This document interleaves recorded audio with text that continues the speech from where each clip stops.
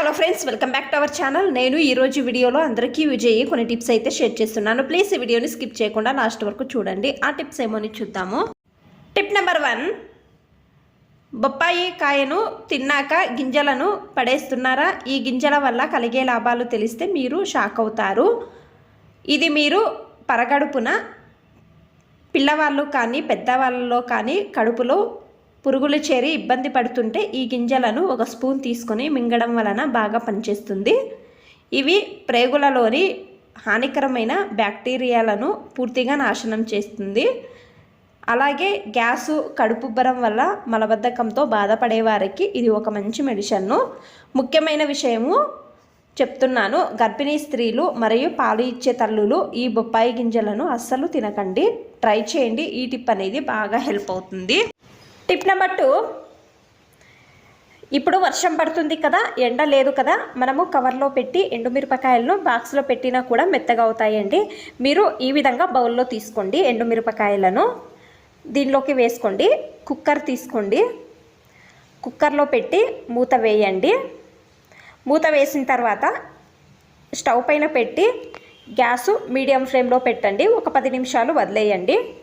నేను ఒక 10 నిమిషాలు అయిన తర్వాత ఓపెన్ చేసి చూపిస్తున్నానండి. మీరు ఏమి వేయించే అవసరం లేదండి. ఎండ లేదు అన్నప్పుడు, మెత్తగా అయ్యాయి అన్నప్పుడు ఈ విధంగా ట్రై చేసి చూడండి. బాగా హెల్ప్ అవుతుందండి ఈ టిప్ అనేది. టిప్ నెంబర్ 3, నేను ఇక్కడ మెటల్ గాజులు ఒక 2 తీసుకున్నాను. అలాగే డబుల్ సైడ్ గమ్ టేపు తీసుకున్నాను. ఈ విధంగా కట్ చేసుకోవాలి. తర్వాత గాజుకు నేను వీడియోలో చూపిస్తున్నాం కదా, సేమ్ ఈ విధంగా స్టిక్ చేసుకోవాలి. తర్వాత మీరు గోడకు అతికించండి. ఇది దేనికి చేయవచ్చు అంటే కిచెన్లో స్పూన్స్ పెట్టడానికి బాగా హెల్ప్ అవుతుంది. మీ ఇంట్లో స్పూన్స్ పెట్టడానికి ప్లేస్ లేదు అన్నప్పుడు ఈ విధంగా ట్రై చేయండి. బాగా హెల్ప్ అవుతుంది ఈ టిప్ అనేది.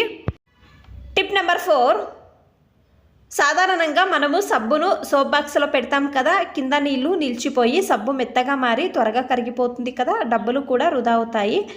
నేను ఇక్కడ సబ్బు పైన ఒక చిన్న మేకు ఈ విధంగా కొట్టాలి.